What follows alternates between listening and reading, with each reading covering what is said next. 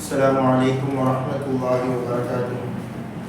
نحمد الله العظيم ونصلي ونسلم على الرسول الكريم وعلى آله وأصحابه السابقين من نهجه القويم.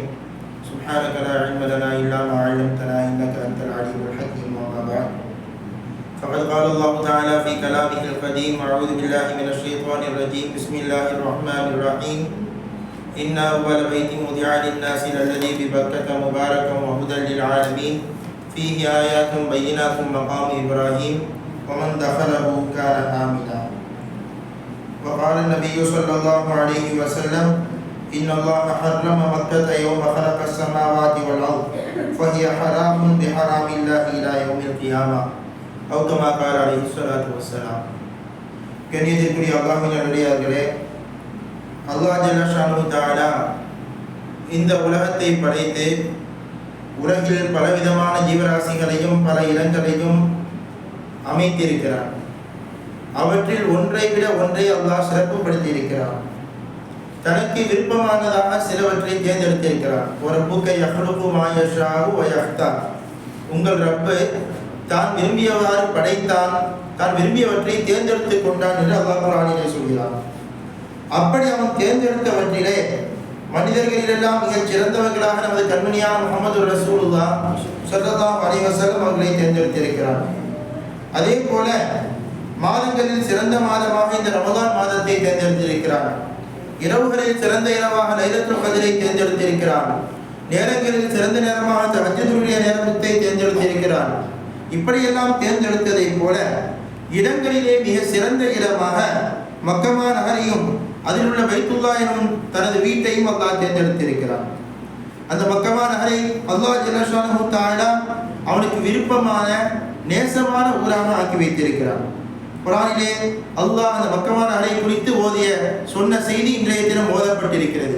இன்ன அவ்வல பைத்தின் உதிஅ லின்னாஸ் லல்லதி பிபக்கா. மனிதர்களுக்காக முதலாவதாக எழுப்பப்பட்ட இறை ஆலயம் அது பக்கா என்று சொல்லக்கூடிய மக்காவிலே இருக்கக்கூடிய ஆலயம் என்ற வசனம் இன்று ஓதப்பட்டிருக்கிறது. மக்கமா நகரத்தை பற்றியும் அந்த மஸ்ஜிதுல் ஹராமை பற்றியும் அங்குள்ள இடங்களை பற்றியும் நாம் பேசும் பொழுதெல்லாம் நம்முடைய மனதெல்லாம் சந்தோஷப்படுகிறது, ஆனந்தம் அடைகிறது. அவைகளை மீண்டும் மீண்டும் காண வேண்டும் என்ற எண்ணம் ஏற்படுகிறது. அல்லாஹ் ஜல்ல ஷானஹு தஆலா நம் அனைவருக்கும் அதிகமாக அந்த புனிதமான மக்கமா நகருக்கு செல்லக்கூடிய வாய்ப்பையும் புனிதமான கஅபத்துல்லாவை காணக்கூடிய வாய்ப்பையும் அல்லாஹ் தந்து அருள்வாராக. பெருமானார் ஸல்லல்லாஹு அலைஹி வஸல்லம் அவர்கள் சொன்னார்கள், மக்கமா நகரை பார்த்து அங்கிருந்து அவர்கள் வெளியாக்கப்பட்டு மதீனாவுக்கு ஹிஜ்ரத் செய்யப்படக்கூடிய அந்த நேரத்தில் சொன்னார்கள், மக்கமா நகரமே, அல்லாஹ்வுடைய பூமியிலேயே மிக சிறந்த இடமாக நீ இருக்கிறாய், அல்லாஹ்வுக்கு விருப்பமான இடமாக நீ இருக்கிறாய். இவர்கள் என்னை வெளியேற்றவில்லை என்றால் நான் வெளியே செல்ல மாட்டேன் என்று அந்த மக்காவை பார்த்து சொன்னார்கள். பெருமானார் ஸல்லல்லாஹு அலைஹி வஸல்லம் அவர்களுக்கு அவ்வளவு விருப்பமான ஒரு ஊராக அந்த மக்கமா நகரம் இருந்தது. அதனுடைய கண்ணியத்தை வெளிப்படுத்தும் விதமாக அல்லாஹ் குர்ஆனிலே லா உக்ஸிமு பிஹாதல் பலத், இன்னொரு இடத்திலே வஹாதல் பலதில் அமீன் என்று அந்த மக்காவை கொண்டு சத்தியம் செய்து அல்லாஹ் ஜல்ல ஷானஹு தஆலா குர்ஆனிலே சொல்லி இருக்கிறார். கண்ணியமான பெருமக்களே, அப்படிப்பட்ட மக்கமா நகரில் தான் அல்லாஹ் ஜல்ல ஷானஹு தஆலா நமது நாயகம் முஹம்மது ரசூலுல்லாஹ் ஸல்லல்லாஹு அலைஹி வஸல்லம் அவர்களை பிறக்க செய்தார், அவர்களை நபியாக ஆக்கினார். அவர்கள் தன்னுடைய 52 ஆண்டுகளுக்கு மேல் மக்காவில் தான் வசித்து வந்தார்கள். அங்கே தான் தாவத் செய்தார்கள், பல சஹாபாக்களை உருவாக்கினார்கள். மேராஜ் பயணத்தை அவர்கள் செய்ததும் மக்காவிலிருந்து தான் அந்த இஸ்லாமின் பயணம் துவங்கியது என்று பெருமானாரோடு மிக தொடர்புடைய நகரமாக அந்த மக்கமா நகர் இருக்கிறது. மக்காவை குறித்து பெருமானார் ஸல்லல்லாஹு அலைஹி வஸல்லம் அவர்கள் சொன்னார்கள், அல்லாஹ் ஜல்ல ஷானஹு தஆலா அந்த மக்காவை புனிதமான நகரமாக உலகத்தை வானத்தை படைத்த நாளிலிருந்து ஆக்கி வைத்திருக்கிறார். கியாமத் நாள் வரை அது புனிதமான நகரமாகவே இருக்கும் என்று சொன்னார்கள். அதே போல மக்கமா நகரத்திற்குள் தஜ்ஜால் நுழைய முடியாது என்று பெருமானார் ஸல்லல்லாஹு அலைஹி வஸல்லம் அவர்கள் சொன்னார்கள். மக்காவிற்குள் மதீனாவிற்குள் எல்லாம் தஜ்ஜால் நுழைய முடியாது. கண்ணியமான பெருமக்களே, அந்த மக்காவிலே இருக்கக்கூடிய புனிதமான அந்த பைத்துல்லா, அந்த ஹரம் ஷரீஃப் கஅபத்துல்லா இருக்கிறதே, இன்ன அவ்வல பைத்தி உதிஅ லின்னாஸ் அல்லதி பிபக்கா, அந்த கஅபா அல்லாஹ் அது எவ்வளவு சிறப்பானது, அது எவ்வளவு புனிதமானது. அதை குறித்து பெருமானார் ஸல்லல்லாஹு அலைஹி வஸல்லம் அவர்கள் சொல்கிறார்கள், அபூதர் ரலியல்லாஹு அன்ஹு அவர்கள் சொல்கிறார்கள், ரசூலுல்லாஹ்விடத்திலே நான் கேட்டேன், பூமியில் முதலாவது எழுப்பப்பட்ட இறை ஆலயம் எது என்று கேட்கும் பொழுது அல் மஸ்ஜிதுல் ஹராம் என்று சொன்னார்கள். பிறகு எது என்று கேட்கும் பொழுது அல் மஸ்ஜிதுல் அக்ஸா என்று சொன்னார்கள் என்று சையதுனா அபூதர் ரலியல்லாஹு அன்ஹு அவர்கள் சொல்கிறார்கள். கஅபத்துல்லாஹ் ரசூலுல்லாஹி ஸல்லல்லாஹு அலைஹி வஸல்லம் ஒருத்தர் தவாஃப் செய்துட்டு இருக்கிறாங்க. கஅபாவை பார்க்கிறார்கள். பார்த்துவிட்டு சொன்னார்கள், கஅபா அது ஒரு கட்டிடம். ஒரு கட்டிடத்தை நாம் ஒரு தடவை பார்ப்போம், 2 தடவை பார்ப்போம், 3 தடவை பார்ப்போம். எவ்வளவு பிரம்மாண்டமான கட்டிடமாக இருந்தாலும் அதை நம்ம அடிக்கடி பார்த்துட்டு இருந்தால் அது வளமையாக ஆகிவிடும். அது ரொம்ப ஒரு பெரிய விஷயமாக நமக்கு தெரியாது.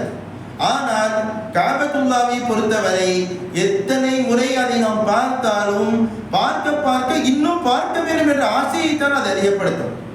அப்படி ஒரு அற்புதமான கட்டிடம் அல்லவா அது. எனவே ரசூலுல்லாஹ் அதை பார்த்துட்டு சொன்னாங்க, மா அத்யபகி வாத்தியப ரீஹகி மா அஅதமகி வஅதம ஹுர்மதகி. கஅபாவை பார்த்து பேசுறாங்க, கஅபா நீ எவ்வளவு மனமாக இருக்கிறா, எவ்வளவு அழகாக இருக்கிறா, எவ்வளவு மனமாக இருக்கிறா, எவ்வளவு கண்ணியமாக இருக்கிறாய், உன்னுடைய சங்கை எவ்வளவு உயர்ந்ததாக இருக்கிறது என்று கஅபாவை பார்த்து பேசி சொன்னாங்க, இந்த முஹம்மது ஸல்லல்லாஹு அலைஹி வஸல்லம் என்னுடைய உயிர் யாருடைய கைவசம் இருக்கிறதோ அந்த அல்லாஹ்வின் மீது சத்தியமிட்டு சொல்கிறேன், ஒரு முஃமினுடைய கண்ணியம் என்பது அவனுடைய இரத்தம், அவனுடைய செல்வம், இவைகள் எல்லாம் உன்னை விட அல்லாஹ்விடத்தில் கண்ணியம் வாய்ந்தது என்றார்கள். இது நமக்கு மிகப்பெரிய ஒரு படிப்பினை. மற்றவர்களுடைய விஷயத்தில் நாம் மிகவும் எச்சரிக்கையாக இருக்க வேண்டும். மற்றவர்களுடைய பொருளின் விஷயத்தில், அவர்களுடைய இரத்தம், அவர்களுடைய உயிரின் விஷயத்தில் நாம் மிக கவனமாக இருக்க வேண்டும். தொடர்ந்து சொன்னாங்க, வான் நதுன்ன பிஹி இல்லா கைரா, ஒரு முஸ்லிமை குறித்து நாம் நல்லெண்ணம் தான் வைக்க வேண்டும் என்று பெருமானார் ஸல்லல்லாஹு அலைஹி வஸல்லம் கஅபாவுடைய கண்ணியத்தோடு ஒப்பிட்டு சொன்னார்கள். கண்ணியமான பெருமக்களே, அந்த இடம் ரொம்ப அற்புதமானது. அல்லாஹ் இந்த ஓதிய வசனத்திலே சொல்கிறான், முபாரக்கன் வ ஹுதல் லில் ஆலமீன், பரக்கத் நிறைந்த இடம் அது. மக்கா பரக்கத் நிறைந்த இடம், எல்லா விதத்திலும் பரக்கத். அங்கு கிடைக்காத உணவுகள் கிடையாது. இப்ராஹிம் அலைஹிஸ்ஸலாம் அந்த நகரத்திற்காக துஆ செய்தார்கள் அல்லவா, அங்கு கிடைக்காத பல வர்க்கங்கள் கிடையாது. ஒரு சுப்ஹலஹு மினத் தமராத், எல்லா விதமான கனிவர்க்கங்களையும் அங்கே பெற்றுக்கொள்ள முடியும்.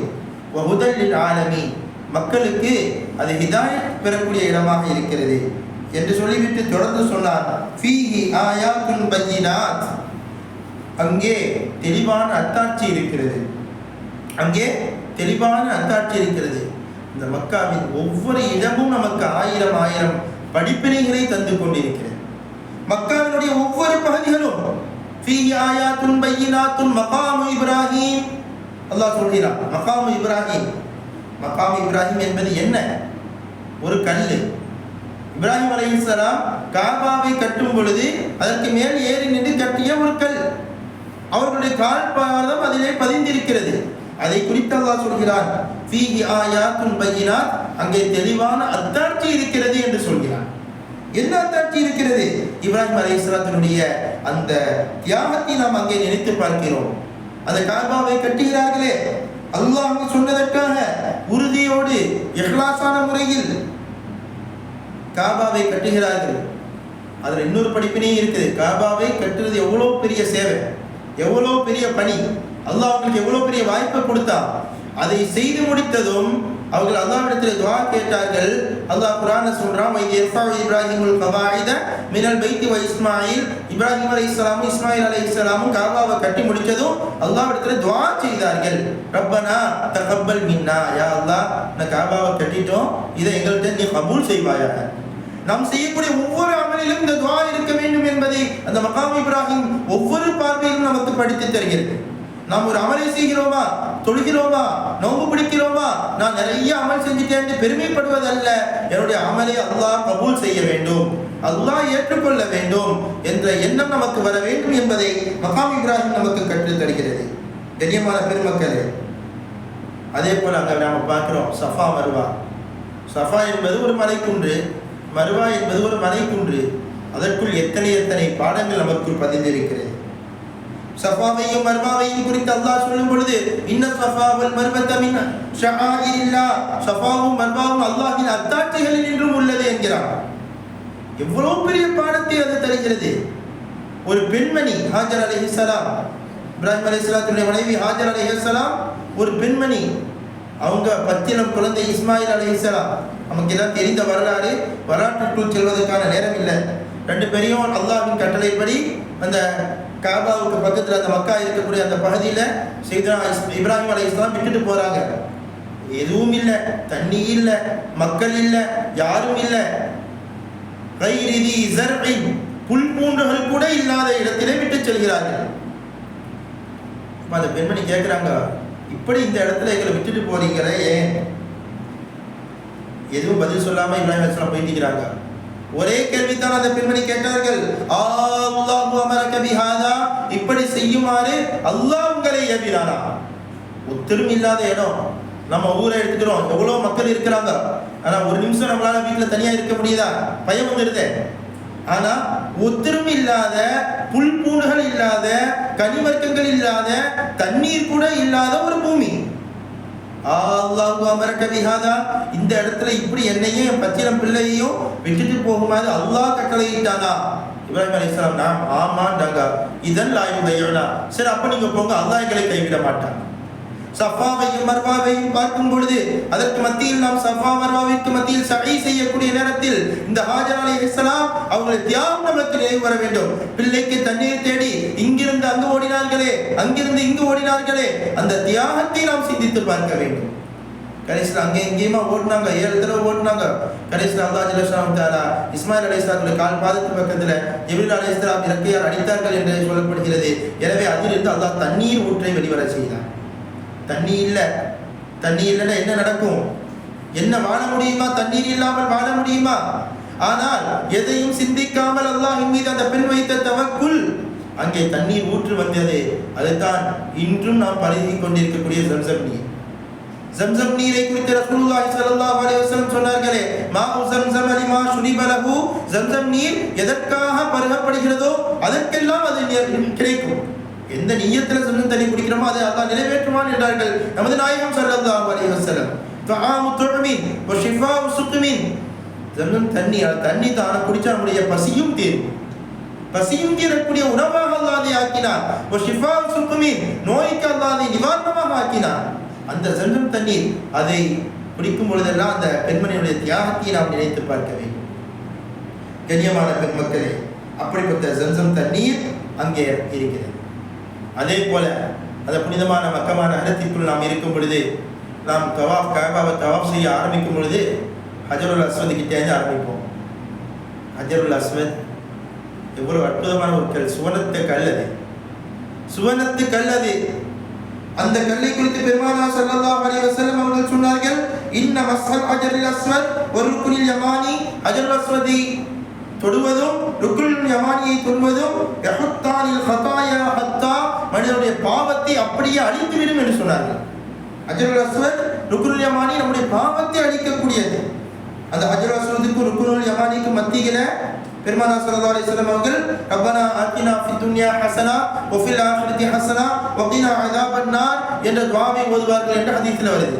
ஏனென்றால் இந்த துஆ ரொம்ப அற்புதமான துஆ, எல்லா காரியத்தையும் முழுமையாக பொதிந்த துஆ.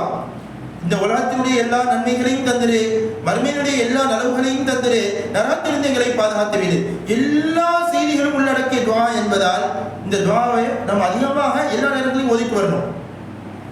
இந்த துஆவை குறித்து ஏராளமான செய்திகள் இருக்கிறது, அதற்குள் நுழைய முடியாது. இந்த துஆவை எல்லா செய்திகளும் அடக்கும். எனவே இந்த துஆவை நாம் அதிகமாக ஓதணும். பெருமானார் ஸல்லல்லாஹு அலைஹி வஸல்லம் முக்கியமான நேரங்களில் இந்த துஆவை ஓதக்கூடியவர்களாக இருந்தார்கள். ஒரு ஹதீஸ்ல தஃப்சீர் குர்துபில சொல்லப்படுகிறது, பெருமானார் ஸல்லல்லாஹு அலைஹி வஸல்லம் அவர்கள் சொன்னார்கள், இந்த இரண்டிற்கு மத்தியில 70 மலக்குகள் இருக்கிறார்கள். ஹஜருல் அஸ்வதுக்கு ருக்னுல் யமானிக்கு மத்தியிலும் 70 மலக்குகள் இருக்கிறார்கள். எனவே அந்த இடத்திலே யார் அல்லாஹும்ம இன்னி அஸ்அலுக்கல் அஃவ வல் ஆஃபியத ஃபித் துன்யா வல் ஆখিরা, யா அல்லாஹ் உலகத்திலும் மறுமையிலும் உன்னுடைய பாவ மன்னிப்பையும் ஆஃபியத்தையும் சரீர சுகத்தையும் நிம்மதியும் நாங்கள் கேட்கிறோம். ரப்பனா ஆத்தினா ஃபித் துன்யா ஹஸனா வ ஃபில் ஆখিরাতি ஹஸனா வ கினா அஸாபன் நார் என்று யார் ஓதுகிறார்களோ அவர்கள் துஆவிற்கு அந்த 70 மலக்குகளும் ஆமீன் சொல்கிறார்கள் என்கிறார்கள் பெருமானார் ஸல்லல்லாஹு அலைஹி வஸல்லம். அப்படிப்பட்ட ஒரு சிறப்பான இடம். கண்ணியமான பெருமக்களே, ஹஜருல் அஸ்வத் கல்லை பார்க்கும் பொழுதெல்லாம் நாம் சிந்திக்க வேண்டிய ஏராளமான படிப்பினைகள் இருக்கிறது. பெருமானார் ஸல்லல்லாஹு அலைஹி வஸல்லம் ஹஜருல் அஸ்வதை குறித்து சொன்னார்கள், அது சுவனத்திலிருந்து இறங்கியது, வஹுவ அஷத்து பயாதம் மினல் லபனி, பாலை விட வெண்மையாக இருந்துச்சாம். பாலை விட வெண்மையாக இருந்துச்சாம். மனிதர்களின் பாவத்தின் காரணத்தினால் அது கருத்து விட்டது என்று சொன்னார்கள். மனிதர்களுடைய பாவத்தின் காரணத்தினால அந்த ஹஜருல் அஸ்வத் கருத்துட்டுன்னு சொன்னாங்க. இமாம்கள் விளக்கம் சொல்கிறார்கள். முஹிப்பு தபரி ரஹ்மத்துல்லாஹ் சொல்லுவாங்க, இதுல உங்களுக்கு பெரிய படிப்பினை இருக்குது. இந்த மனிதன் செய்த பாவத்தின் காரணத்தினால் அந்த பாலை விட வெண்மையான ஹஜருல் அஸ்வத் கருத்து விடும் என்று சொன்னால் நீங்கள் செய்யக்கூடிய பாவம் உங்களுடைய இதயத்தை எப்படி கருக்க வைக்கும் என்பதை சிந்தியுங்கள் என்கிறார். நீங்கள் செய்யக்கூடிய பாவங்கள் உங்களுடைய இதயத்தை எப்படி கருக்க வைக்கும்? எவ்வளவு கருப்பு ஹதீஸ்ல வருது, ஒரு பாவம் செய்யும் போது இதயத்தில் ஒரு கருப்பு புள்ளி போடப்படுது. பாவம் செய்ய செய்ய செய்ய கருப்பு புள்ளி புள்ளி கூடி கூடி இதயம் கருமையாக ஆகிவிடும் என்று ஹதீஸ்ல வருது. எனவே தான் சொல்கிறார்கள், ஹஜருல் அஸ்வதியை கருக்க வைக்கிறதுன்னு சொன்னா உங்களுடைய பாவங்கள் உங்களுடைய இதயத்தை எப்படி கருக்க வைக்கும் என்பதை நீங்கள் சிந்தித்து பாருங்கள் என்று பெருமக்கள் நமக்கு கற்றுத் தருகிறார்கள். கண்ணியமான பெருமக்களே, ஹஜருல் அஸ்வதை பார்க்கும் பொழுதெல்லாம் நமக்கு ஏராளமான படிப்பினைகள் கிடைக்கிறது. குறிப்பாக நமது கண்மணியான முஹம்மது ரசூலுல்லாஹ் ஸல்லல்லாஹு அலைஹி வஸல்லம் அவருடைய நீதம், அவருடைய உண்மைத்தன்மை. ஹஜருல் அஸ்வதுடைய செய்தி நம்ம கேள்விப்பட்டிருக்கிறோம்ல, ஒரு 2 கூட்டத்துக்கு இடையில பெரிய சண்டை வர மாதிரி ஆயிடுச்சு. ரசூலுல்லாஹ் நபித்துவம் கிடைப்பதற்கு முந்தைய செய்தி அது. காபாவை புனர் நிர்மாணம் செய்யப்பட்ட நேரத்தில் ஹஜருல் அஸ்வத் அந்த இடத்துல எடுத்து வைக்கணும், யாரை வைப்பது என்று கூட்டத்துக்கு மத்தியில் சண்டை. ஒவ்வொரு கூட்டத்தினரும் நாங்கள் தான் வைப்போம்னு சொன்னாங்க. கடைசியில் நாளைக்கு இந்த வாசல்ல யார் காலையில் வராங்களோ அவங்க என்ன சொல்றாங்களோ அதை செய்வோம் என்று பெரிய சண்டை நடக்க இருந்தது. இப்படி முடிவு செய்தார்கள். அந்த வாசல் வழியாக வந்தது நமது கண்மையான முஹம்மது ரசூலுல்லாஹ் ஸல்லல்லாஹு அலைஹி வஸல்லம். கேட்டாங்க, என்ன விஷயம் கேட்டாங்க. விஷயங்கள் சொல்லப்பட்டது. ஒரு துணியை கொண்டு வந்தாங்க, அதுல ஹஜருல் அஸ்வத் கல்லை எடுத்து அதுல வச்சாங்க. எல்லா கூட்டத்தினுடைய தலைவனையும் பிடிக்க செய்து எடுக்க சொல்லி அந்த இடத்துல திரும்பி வச்சாங்க. இதெல்லாம் நமக்கு தெரிந்த வரலாறு.